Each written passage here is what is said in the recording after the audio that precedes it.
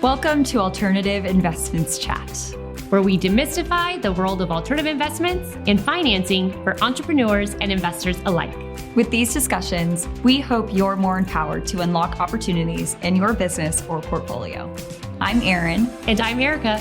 Let's get started. Hello, I'm Erin, and I'm here with my co-host Erica. Today, we're going to be talking about family offices and how they are shifting towards alternative investment options. Yeah.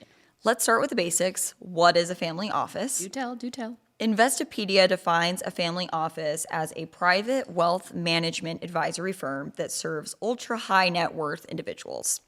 Family offices are different than traditional wealth management shops in that they offer a total solution to managing the financial and investment needs of an affluent individual or family. For example, in addition to financial planning and investment management, many family offices offer budgeting, insurance, charitable giving, wealth transfer planning, tax services, and more. Basically anything that you could need. Anything that involves money and making it grow, right? Yes, essentially. Exactly.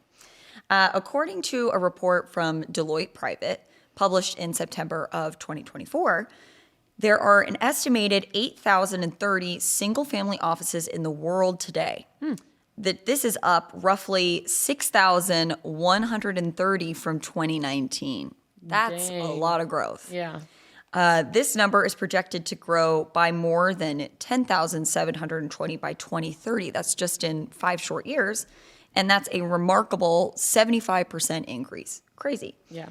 Similarly, family offices' total estimate assets under management, or AUM, are expected to rise 73% from 3.1 trillion to 5.4 trillion by 2030. My eyes just rolled. It's a lot of money. Whoa, that's a ton. So, why is this relevant to us? Great question. Yeah. So family offices, like you said, are on the rise and increasingly turning towards alternative investments. So this basically means that wealthy families are reducing reliance on those public markets. Again, we're seeing this more and more. Yep. We want to diversify our portfolio, and the public markets just aren't holding up to what we remember when we were growing up. So family offices have been traditionally thought of as having the primary goal of wealth preservation. Sure. But this is no longer the case. So it seems there's been a shift towards performance or wealth growth as a goal rather than that wealth preservation. Alternative investments help achieve this goal by offering competitive interest rates, which could lead to higher returns compared to, again, those traditional asset classes. Totally. So we've talked about the benefits of investing in alternative investments before, but for those who may just be joining us now and maybe you're like, what is it about these alternative investments? I'm just going to do a quick review about why they can be attractive for investors. Number one, diversification. We know this. This is probably the biggest selling point. Alternatives help diversify your portfolio due to the non-correlated nature of these assets to the traditional assets. This is also true for family offices and even for retail investors who incorporate alternatives into their portfolio. Okay. Additionally, higher returns. As you mentioned earlier in this pod, many alternatives can offer higher returns and therefore higher profits compared to traditional investments.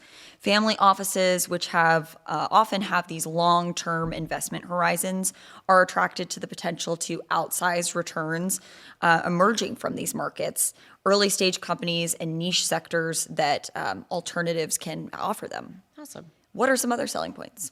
Well, other selling points that you don't probably think about is a potential for greater control and influence.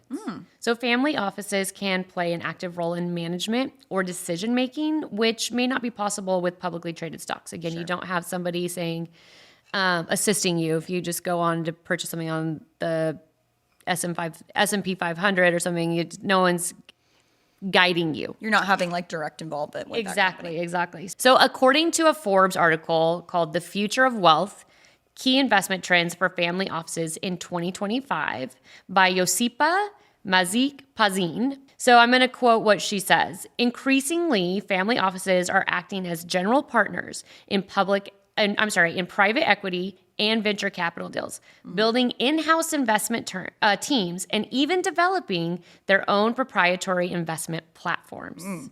We'll talk more about this later on in this episode, so just earmark that for right now, and we'll swing back. We'll circle back. Great. Another benefit, since we're talking about all these amazing benefits of alternatives, is that appealing to family offices is an opportunity for impact and mission-driven investing. Again, we love the mission-driven investing as millennials. We know that people are increasingly interested in aligning their wealth and investment choices with their values. Right. And this holds true for family offices as well. Now you've got a partner to also help you align your values. The alternative investment sphere has plenty of investment opportunities. If we break down tons of them here on this podcast, like clean energy, sustainable agriculture, and tons more. Right, totally. So now that we have refreshed our memories on the key selling points of alternatives, I want to bring up the concept of Family Offices 3.0. In the UBS Family Office Quarterly, Mark R. Tepsich introduces the concept of Family Office 3.0, which is basically the most recent evolution of family offices. Okay. It's important to note that Tepsich is talking exclusively about single-family offices, or SFOs, not multifamily offices, so just keep that in mind. Got it. Let's have a little history lesson here, starting with the origins of family offices, or as Tepsich calls it, Family Offices 1.0. Version 1. Version 1. This is before the global financial crisis circa 2008. SFOs have been around prior to this. SFOs have been around for forever, basically. But they started to gain more traction here. However, there was no playbook for how SFOs could work. They had been around, but they weren't major players. So a number of SFOs were small compared to now and weren't actually taken very seriously. And there wasn't great infrastructure set up for them to succeed. That makes sense. So that brings us now to Family Offices 2.0. Love. So these single family offices were born out of private equity boom. There are 3 characteristics that took shape during this time. Okay. So there's legitimate industry response. So SFOs began to finally are taken seriously. Right. Accounting firms, banks, and other players in the financial sphere start to realize that there's opportunities in these single family offices. Right. There are tech solutions become available finally. The tech solutions were beginning to develop to serve the SFOs specifically, not just these big players in the market. And then there was a recruiting firms actually finally appear. So recruiting firms built to specifically serve SFOs. Right. Yeah. So things are starting to be more catered to SFOs, which is helping them succeed. And that brings us to Family Office 3.0. This is the next phase of SFOs, and it has been dubbed the convergence, which sounds a little scary to me, but it's a good thing. Yeah. There are a few predictions about what the future will look like according to this report. SFOs will use more outside resources, which will make them more efficient and help them cut costs. This will lead to the creation of more SFOs. They don't have to build their own tech and tools themselves. They can utilize tech and tools that have been developed by other people. They can use that to run their own business, which is going to help alleviate some of the stress and pressure off of them. Nice. And these tools are actually built by people who have SFO experience. So they know what SFOs need and how to make their lives easier and how to help them run their business more effectively. That makes complete sense to me. And then one of the biggest characteristics, of this next phase is the convergence that you mentioned of private equity and family offices. They come together and mesh. They're getting married. Yeah, I like that. So one of the biggest characteristics of this next phase is the convergence of private equity and family offices. They're coming together. They're having a little marriage. Yep. And they're in love. They are in love. They love each other. Like Sally met Harry. Perfect. I just watched. You just watched that movie. I know. I love it. So we know that family offices have been a source of patient capital. We talked a little bit about patient capital in our last episode. So meaning that SFOs aren't necessarily looking to just flip investments in a short time frame for a quick buck. Right. Instead, SFOs are getting involved in private equity and operating more as general partners or GPs. They're investing their capital and thinking about their investments in terms of generations, not just the years like traditional VCs, for example. Right. They actually want to make an impact and be directly involved with the business strategies and decisions. They want to, boots on the ground. Right. Tepic says that SFOs are builders and operators. They are always wanting to grow and expand. Few are content to sit on the sidelines and watch money come in passively. They want to be in the mix, so to speak. Right. Again, like I said, there Absolutely. is acting as private equity general partners allows the SFOs to use their experience and their expertise to focus on long-term growth as opposed to that quick cash. Yeah, totally. So to wrap up our conversation here, I thought that there was some interesting information included at the end of this report. Okay. Turns out family-owned businesses typically outperform non-family-owned businesses. Interesting. Very interesting. This comes from research done by McKinsey & Company that was published in March of 2024. Okay. I know there's some people out there who are thinking, no way, I could never work with my family. It would be a disaster. But there are some key reasons why that leads to success. And, this is why some of these characteristics and that success transfers over into family offices as well.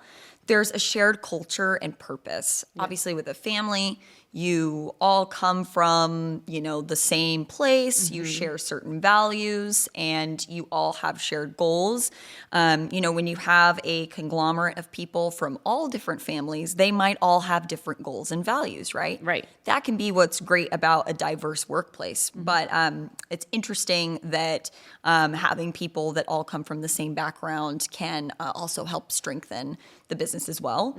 They can also have a long-term perspective, right? They're not just thinking about themselves. They're thinking about, their sons and daughters, their grandchildren, passing along that money, making sure that the money goes to the next generations and that they're setting up those people for success. Also, cautious financial stance. They're not really willing most of the time to just risk it all, right? Because they've worked so hard to put things together, and there's other people that are collateral in the business as well. Their sisters, their brothers, their aunts, their uncles. So they're typically a little bit more cautious with the decisions that they make. That's really, really interesting. So, that concludes our conversation for today. There's a few key takeaways from this conversation that I think are, once again, worth mentioning. Sure. Family offices are turning to alternative investments more and more. Right. Family offices themselves are on the rise. We talked about that at the very, very beginning. I can't believe they've, in 5 years are going to be up 73%. It's wild. It's nuts. And then the private equity boom and the family offices boom is tied together. Again, that little in marriage, matrimony. in a love. With more family offices acting as private equity GPs. Yeah, absolutely. Well, thanks for tuning in to today's podcast. I hope that you enjoyed this one, and I would really suggest tuning in or reading. That's what you do when you look at an article. You can listen to it. There's audiobooks. You can, that's true. But the two sources that we mentioned in today's podcast, the Forbes article as well as the UBS report, I would really suggest diving into those. Yeah. There's way more in those two pieces of material than we discussed here. In the UBS quarterly family office report alone, that is, many, many, many pages. Yeah. Lots of very interesting stuff there. We'll have those linked for you so you can check them out. And we'll see you next time. Thanks for joining us. Stay tuned for more insight on our next episode. And don't forget to subscribe to continue the alternative investments chat. See you next time. Content provided in this podcast is for informational purposes only and should not be construed as professional, financial, or investment advice. This podcast should not be construed as an offer to sell or a solicitation of any offer to buy any securities. We strongly recommend that you seek advice from a qualified professional before making any financial decisions.